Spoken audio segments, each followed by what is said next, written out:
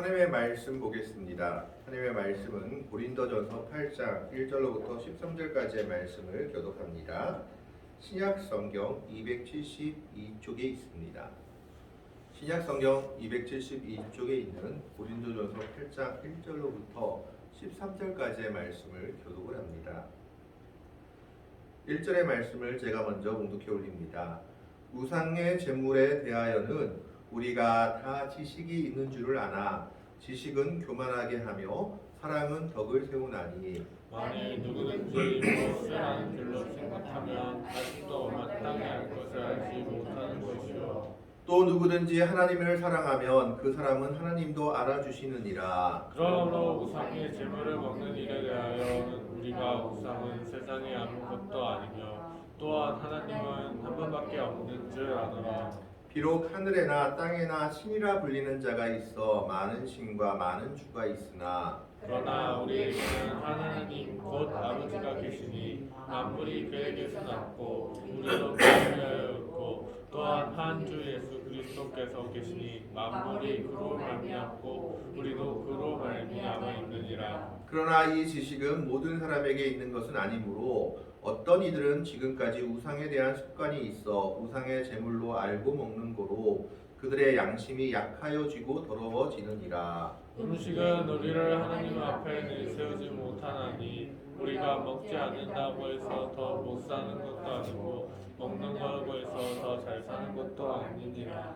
그런즉 너희의 자유가 믿음이 약한 자들에게 걸려 넘어지게 하는 것이 되지 않도록 조심하라. 주시는 이가 우상의 집에 앉아 먹는 것을 누구든지 보면 그 믿음이 약한 자들의 양심이 담력을 얻어 우상의 제물을 먹게 되지 않겠느냐. 그러면 내 지식으로 그 믿음이 약한 자가 멸망하나니 그는 그리스도께서 위하여 죽으신 형제라. 이 같은 너희가 형제에게 죄를 지어 그 약한 양심을 상하게 하는 것이 곧 그리스도에게 죄를 짓는 것이니라. 13절의 말씀을 같이 읽습니다. 그러므로 만일 음식이 내 형제를 실족하게 한다면 나는 영원히 고기를 먹지 아니하여 내 형제를 실족하지 않게 하리라. 아멘. 항상 명절 때가 되면 기독교인들은 큰 고민에 빠지죠. 왜냐하면 믿지 않는 시댁이나 또 친정이나 믿지 않는 친척이 있다면 그들과 같이 교류를 해야 될 때 제사를 드려야 되느냐 마느냐, 그 제사를 드린다 하더라도 절을 해야 되느냐 말아야 되느냐, 또 조금 더 나아가서는 제사 음식을 먹어도 되느냐 마느냐 가지고 고민들을 합니다. 그래서 조금 엄격한 교회들은 아예 그런 데 가지도 말라고 가르치는 데가 있는가 하면 또 어디는 제사에는 가족이 모이니까 같이 하더라도 절하지 말고 다만 믿음을 지키고 기도하는 것으로 대체해라 라고 얘기하는 분도 있고, 또 만약 기독교인이 장손이 될 때에는 제사 대신 추도 예배로 바꾸는 것이 좋겠다라고 권면하기도 합니다. 이런 것들 때문에 형제 사이에, 가족 사이에 또 믿음이 있는 사람과 없는 사람과 불화가 생기기도 합니다. 사실 이것은 기독교가 전래된 이후로 우리나라에서 계속해서 부딪혀온 문제였습니다. 맨 처음 카톨릭이 우리나라에 들어왔을 때 카톨릭의 많은 신도들이 죽임을 당하게 된 이유가 바로 제사 거부 문제 때문이었죠. 카톨릭을 믿은 초기의 신자들은 하늘의 하나님을 섬겨야지 이 제사라는 것은 우상 숭배이기 때문에 제사를 할 수 없다라고 생각했습니다. 그래서 초기 카톨릭 신자 중에 한 명이었던 윤지충이라는 사람은 상소를 올리면서 이렇게 얘기를 했습니다. 부모님께 살아있을 때 잘하는 것이지 돌아가시고 나서 제사를 드리는 것은 부모를 섬기는 것이 아니라 깎아 만든 나무나 돌을 섬기는 것이기 때문에 결코 이것은 부모를 섬기는 것이라고 할 수 없다. 우리는 하늘의 하나님을 섬기고 살아있을 때 부모에게 최선을 다해 효도한다. 그것이 우리 천주교이다, 즉 카톨릭이다라고 이야기를 했습니다. 이것 때문에 나라가 발칵 뒤집어졌죠. 그래서 초기 기독교나 천주교는 갖은 오명을 썼습니다. 초기 기독교나 천주교의 별명이 뭐였냐 하면 무부, 무군. 한자로 말하면 무군은 무슨 뜻입니까? 아버지도 없고 무군, 임금도 없는 종교다. 저놈의 종교는 믿으면 아버지도 임금도 못 알아본다 라고 얘기를 했습니다. 제사를 지내지 않았기 때문에. 그리고 또 다른 오해가 있었는데 하늘의 아버지, 하나님만을 아버지로 섬기고 그 아버지에서 한 형제 자매다라고 가르치는 것이 잘못 와전되어서 저놈들은 족보도 없이 아버지 하나만 섬기고 뭐 친척 간에 정리도 없이 상놈들이다. 족보 없는 상놈들로서 혼재돼서 그냥 지극끼리 서로 형제 자매라 부르는 상놈들이다. 상작것들이다라는 오해들이 생겼습니다. 그래서 초기 기독교는 많은 박해를 당했습니다. 순교를 당했죠. 그래서 천주교는 124명, 이 당시 순교한 사람들을 아마 천주교 본당에서 성인으로 반열로 올렸을 겁니다. 이런 천주교가 후에는 오히려 이 제사 문제에 대해서 종교적인 것이 아니라 그냥 지역의 간습으로 생각해서 인정해 주라라고 얘기하기도 했습니다. 이것은 이 당시 다산 정약욕이라는 사람, 이 사람도 천주교인이었지만 이분이 이 제사 문제와 천주교가 충돌하는 것을 보고 이렇게 이야기를 했습니다. 제사 문제에서 종교적인 것만 뺀다면, 즉 조상들을 섬긴다는 의미만 뺀다면 조상에 대한 공경의 의미로 제사는 허용할 수 있지 않겠느냐. 그러면 천주교와 지금의 조선사회가 대립하지 않을 수 있겠느냐라는 의견을 냈던 것이 결국 그런 절충안이 받아들인 것처럼 보여집니다. 그러면 개신교는 어땠느냐? 개신교는 이런 문제들에 대해서 이미 중국의 선교사들에 대해서 확립된 원칙이 있었습니다. 절대 제사는 금지한다. 왜냐하면 제사는 우상 숭배이기 때문입니다. 죽은 사람한테 절하는 것은 그 사람을 신격화하는 것으로 하나님을 배신하는 것이다 라는 원칙으로 초기 개신교는 이것에 대해서 단호한 입장을 지녔습니다. 물론 조금 유연한 입장을 지니는 사람들도 있었습니다. 제사를 하나의 관습으로 보자. 그런데 이것이 점점 더 엄격한 의미를 가지게 된 것은 초기 개신교와 이 당시 일제시대 때 일제가 우리한테 강요했던 것이 무엇이죠? 천황을 숭배하도록 하는 것. 신사참배였죠. 그때 이 신사참배를 강요하면서 이것은 국가 규례지 종교적인 관습이 아니다라고 일본에서 주장했습니다. 그래서 신사참배를 하라고 권유했는데 이 신사참배의 문제와 제사의 문제가 연루돼서 신사참배를 허용하게 되면 제사도 허용하게 되는 게 되고 제사를 허용하게 되면 간습이니까 신사참배도 허용하게 되겠구나 하는 이 문제가 맞물려 있어서 초기 한국 개신교에서는 이 문제에 대해서 단호한 입장을 취했습니다. 신사참배를 할 수 없는 것처럼 제사도 드릴 수 없다라는 입장이었던 겁니다. 물론 일제의 강압에 의해서 어쩔 수 없이 총회에서 신사참배를 허용하기도 했습니다. 그래서 후에는 이것을 우리가 참회하기도 하였죠. 하지만 개신교가 계속 취하고 있는 입장은 어떤 입장이었느냐? 제사라는 것은 공경의 의미라기보다 돌아가신 어른들을 신으로 섬기는 의미가 강하기 때문에 이것은 종교적 의미가 강해서 1계명과 2계명을 위배하는 것이기 때문에 하나님 외에 다른 신을 섬기는 것이기 때문에 제사는 인정할 수 없다라는 입장입니다. 물론 좀 더 유연한 입장을 찾고자 하는 개혁적인 신학자들도 있었습니다.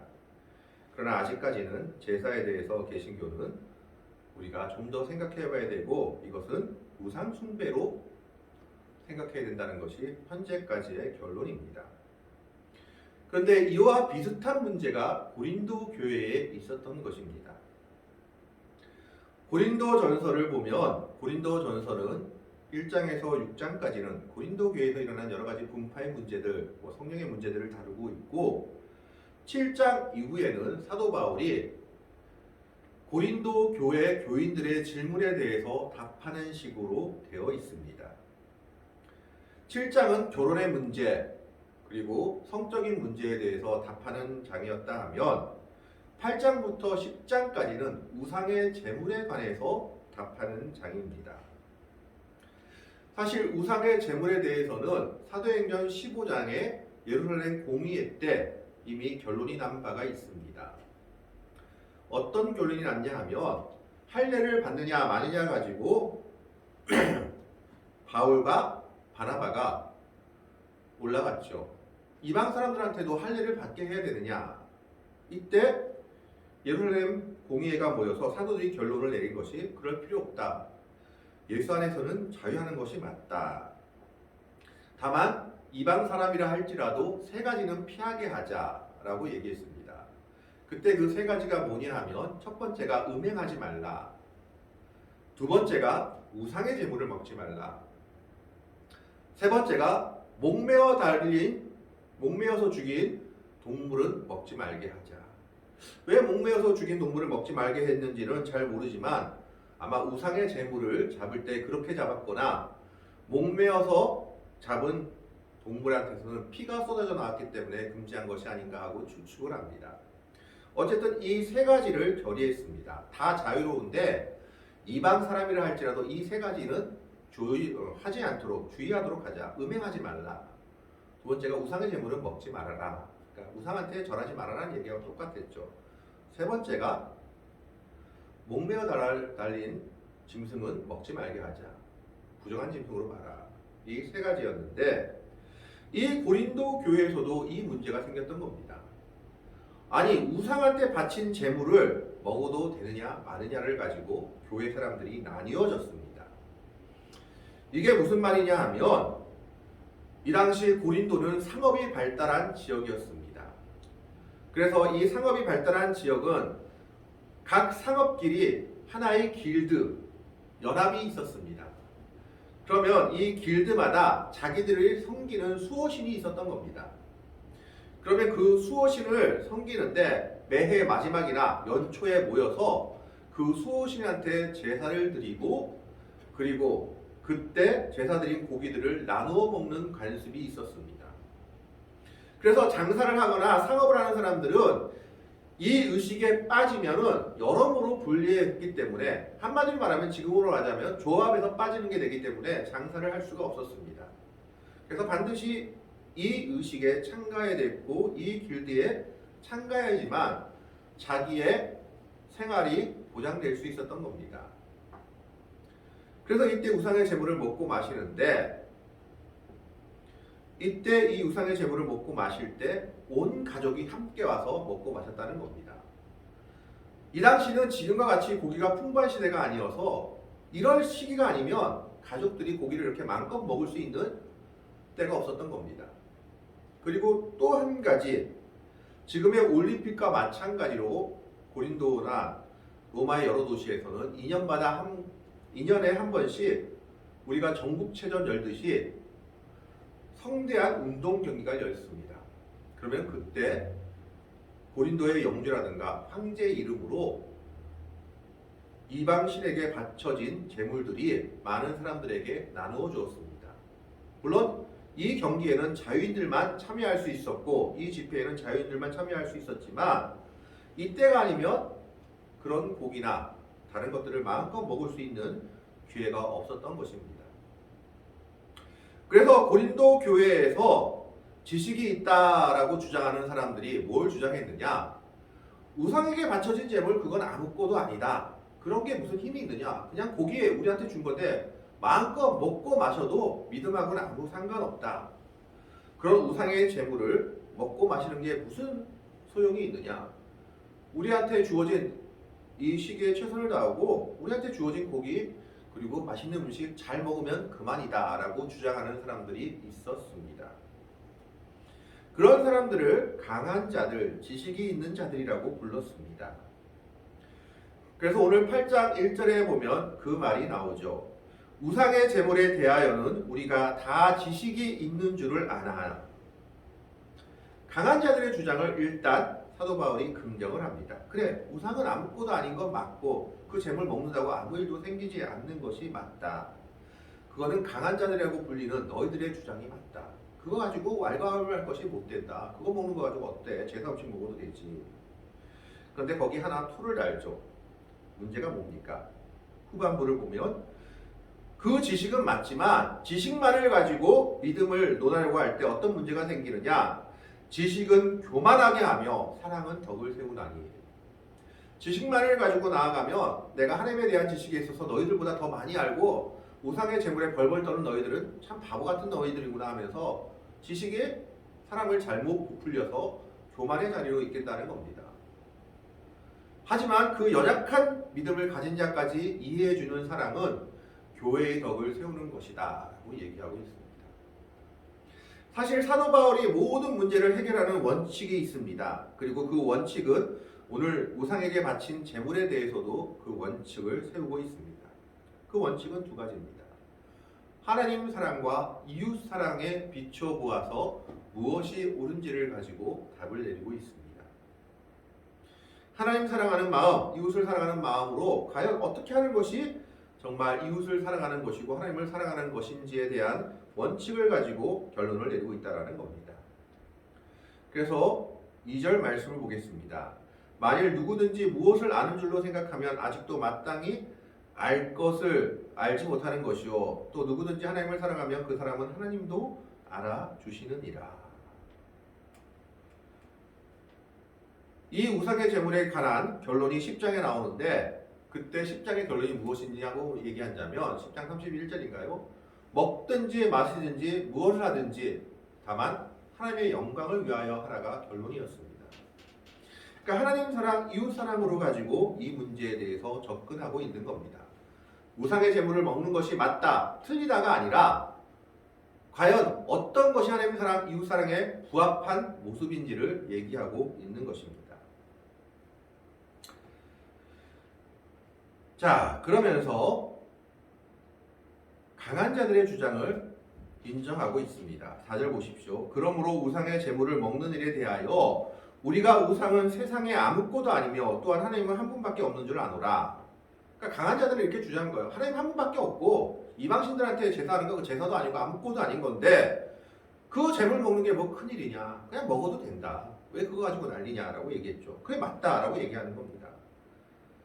5절 보면 비록 하늘에나 땅에나 신이라 불리는 자가 있어 많은 신이나 많은 주가 있으나 이거는 잡신들이죠. 이방신들을 얘기하는 겁니다. 6절 그러나 우리에게는 한 하나님 곧 아버지가 계시니 만물이 그에게서 났고 우리도 그를 위하여 또한 한 주 예수 그리스도께 계시니 만물이 그로 말미암고 우리도 그로 말미암아 있느니라. 하나님과 아들이 하나이다라는 걸 얘기하면서 삼위일체의 어떤 그런 모습들을 이야기하고 있습니다. 예수 그리스도로 말미암아 우리가 자유함을 얻는다라는 거죠. 그런데 문제가 하나 있었습니다. 문제가 뭐냐면 아니 그러면 이렇게 믿음이 가득한 자만 있으면 문제가 없지만 갓 신앙을 시작한 사람들, 초보인 사람들이 있었던 겁니다. 7절 말씀을 한번 봅시다. 그러나 이 지식은 모든 사람에게 있는 것은 아니므로 어떤 이들은 지금까지 우상에 대한 습관이 있어 우상의 제물로 알고 먹는 거로 그들의 양심이 약하여지고 더러워지느니라. 이방신들을 믿다가 기독교에 갓 입교한 사람이나 아직 믿음이 충만하지 못하는 사람들은 우상의 제물에 대해서 어떤 생각을 가지고 있었느냐? 그 제물에게도 우상의 힘이 미친다라고 생각했던 겁니다. 그래서 그 제물을 먹으면 그 우상의 영향이 나에게 미친다라고 생각했고 그 제물을 먹는 것 자체가 우상을 섬기고 우상한테 절하는 것하고 똑같은 것이다 라고 생각하는 사람들이 있었습니다. 아직 연약한 자들이 있었다라는 겁니다. 그래서 우상의 제물을 먹는 것 때문에 그들의 양심이 괴로워하고 신앙이 떨어지고 오히려 교회에서 떨어져 나가는 사람들도 있었다라는 거죠. 사실 강한 자들의 주장이 맞지만 우상의 제물 아무것도 안 해서 먹고 마시고가 우리한테 별로 논의될 것도 필요 없지만 이 우상의 제물을 먹는 것 때문에 시험 드는 사람들이 있었다는 겁니다. 믿음이 약한 사람들이 교회에 있었다라는 것이죠. 그렇다면 우리가 취해야 될 일은 무엇일까요? 거기에서 사도 바울이 8절의 결론처럼 얘기하고 있는 것이 있습니다. 8절 말씀 보겠습니다. 음식은 우리를 하나님 앞에 내세우지 못하나니 우리가 먹지 않는다고 해서 더 못 사는 것도 아니고 먹는다고 해서 더 잘 사는 것도 아니니라. 그래 1년에 한 번 고기 먹는 거 먹고 싶겠지. 근데 그거 안 먹는다고 별일이 있겠느냐. 먹는다고 뭐 잘 사는 것도 아니고 못 먹는다고 가난해지는 것도 아닌데 우리가 사랑을 가지고 이 문제를 해결하자라고 얘기하고 있는 겁니다. 그래서 9절에 이렇게 얘기합니다. 그런즉 너희의 자유가 믿음이 약한 자들에게 걸려 넘어지게 하는 것이 되지 않도록 조심하라. 우리는 충분히 자유해서 우상의 제물을 먹는 것에 대해서 아무렇지 않을 수 있습니다. 믿음에 강한 사람들은. 믿음에 대한 온전한 지식이 있는 사람들은 아니 우상 아무것도 아닌데 그 제물 뭐 아무것도 아닌데 뭐 그거 먹는 게 어때서. 충분히 그런 사람들은 우상의 제물을 감당할 수 있습니다. 근데 그런 사람들이 먹는 것을 보고 믿음이 약한 자들이 넘어진다라는 거예요. 문제는. 우상의 제물을 먹네? 교회 다니면서 지금으로 얘기하자면 그게 교회 다니면서 전 봐도 되나? 교회 다니면서 제사 드려도 되나? 이런 문제들이 같이 연결되는 겁니다. 그게 바로 10절에 나와 있는 겁니다. 지식 있는 내가 우상의 집에 앉아. 거기도 딴 데도 아니고 우상을 섬기는 신전에 앉아서 그걸 먹는 거예요. 먹는 것을 보면 누구든지 그 믿음이 약한 자들의 양심의 달력을 얻어 우상의 제물을 먹게 되지 않겠느냐. 이 약한 자들이 우상의 제물을 먹는 게 문제가 아니라 이 사람들은 그 우상 숭배에 동참까지 하는 겁니다. 그래도 되는 줄 아는 거예요. 교회 다녀도 우상 숭배해도 되는 줄 알게 되는 잘못된 사태가 일어나는 겁니다. 그러면 문제가 뭐가 됩니까? 나는 믿음에 대한 올바른 지식을 가지고 우상의 제물을 먹어도 된다고 먹고 있지만 그것을 보고 믿음이 약한 사람들이 잘못 생각해서 우상 숭배하고 결국 어떻게 돼요? 믿음에서 떨어지고 구원의 반열에서 벗어나게 되는 겁니다. 그런 일이 생기면 되는 걸까요? 안 되는 걸까요? 안 되죠. 나 때문에 형제가 실족하게 되는 것이죠. 그래서 11절에 그러면 내 지식으로 그 믿음이 약한 자가 멸망하나니 그는 그리스도께서 위하여 죽으신 형제라. 12절에 이같이 너희가 형제에게 죄를 지어 그 약한 양심을 상하게 하는 것이 곧 그리스도에게 죄를 짓는 것이니라. 예수 그리스도를 사랑한다면 하나님을 사랑한다면 그 형제가 실족하지 않도록 하는 게 나의 임무다라는 것입니다. 아무리 내가 우상의 제물을 먹는 것이 믿음에 걸리지 않는 일이다라고 담대하게 주장하고 그 주장이 맞다 할지라도 그 모습 때문에 실족하는 일이 있다면 그것을 하지 않는 것이 맞다라는 거죠. 그것이 옳고 그름을 떠나서. 그래서 사도 바울이 결론적으로 얘기하는 것이 13절 말씀입니다. 그러므로 만일 음식이 내 혈제를 실족하게 한다면 나는 영혼은 고기를 먹지 아니하며 내 혈제를 실족하지 않게 하리라. 결론이 뭡니까? 형제를 위한 것이 무엇인지 생각하고 조금이라도 이 모습이 믿음적으로 문제가 없지만 형제를 실족하게 한다면 안 하겠다라고 얘기하고 있는 겁니다. 그래서 결론은 뭡니까? 우상의 제물을 먹고 마시고 뭐가 맞고 틀린 게 아니라 무엇이 사랑으로 행하는 것이냐는 것입니다. 하나님 사랑, 이웃 사랑에 무엇이 맞는지를 묻고 있는 겁니다. 그래서 하나님 사랑, 이웃 사랑에 맞는 것이 사도 바울은 음식이 내 형제를 실족하게 한다면 나는 평생 고기 안 먹어도 괜찮다라고 결론 내리고 있는 거죠. 그래서 제사 음식에 대해서도 마찬가지입니다. 우리가 제사 음식에 대해서 어느 집에 가서 이거 제사 음식이에요? 안 먹어요? 이럴 거는 아닙니다. 왜냐하면 고린도전서 10장에도 고린도전서 8장부터 10장까지 계속해서 제사 음식에 대해서 얘기하고 있는데 이 당시는요 우상한테 제사를 드려야지만 고기들이 시장에 나올 수 있었습니다. 그러니까 그 당시 시장에 나오는 고기들 사 먹는 고기의 90% 이상들이 우상에게 바쳐진 제물들이었습니다. 그러니까 어느 집에서 초대를 받아갔는데 그 집에서 나를 대접하기 위해서 고기를 내놨다 그러면 그거는 거의 우상한테 바쳐진 제물이다라고 보면 됩니다. 그런데 이제 그러면 우상의 제물을 먹지 않기 위해서 집에 초대받아 갈 때마다 이거 우상한테 바쳐진 제물이냐 아니냐라고 물을 수 있습니다. 근데 사도 바울은 그거 하지 말라라고 얘기합니다. 시장에서 파는 고기는 양심을 위하여 묻지 말고 그냥 먹어라. 누가 너 초대해서 고기 주면 그냥 먹어라. 일일이 그거 묻지 마라. 근데 오늘 본문에서 얘기하는 건 뭡니까? 믿음이 연약한 자들이 우상의 신전에 앉아서 그 재물을 먹고 나도 우상 숭배도 되는 건가? 교회 다녀도? 그러면서 믿음이 떨어지게 될 그 상황을 이야기하고 있는 거죠. 어느 집에 초대받아 갔는데 일일이 이거 제사 지낸 거죠? 그럼 안 먹겠습니다. 빼세요. 이러지 말라는 겁니다. 다만 혹시나 내가 제사 음식을 먹는 것을 보고 믿음이 실족한 사람이 있으면 그건 안 해야 된다는 것이죠. 이게 오늘 사도 바울의 결론입니다. 제사에 대해서는 교회가 결론적으로 얘기합니다. 우상 숭배의 요소가 있다면 안 하는 것이 맞다라는 겁니다. 초대 기독교는 우리 한국 기독교는 그래서 추도 예배에 대해서도 약간은 부정적인 입장이었습니다. 지금은 많이 융화되었지만 그러면 제사 음식에 대해서 우상에게 바쳐진 제물에 대해서 어떻게 해야 되느냐? 사실 결론적으로 말합니다. 먹고 마시는 게 별 문제가 되지 않습니다. 먹어도 됩니다. 뭐 우상이 무슨 힘이 있다고요? 제사 음식 아무리 먹어도 됩니다. 근데 문제는 뭡니까?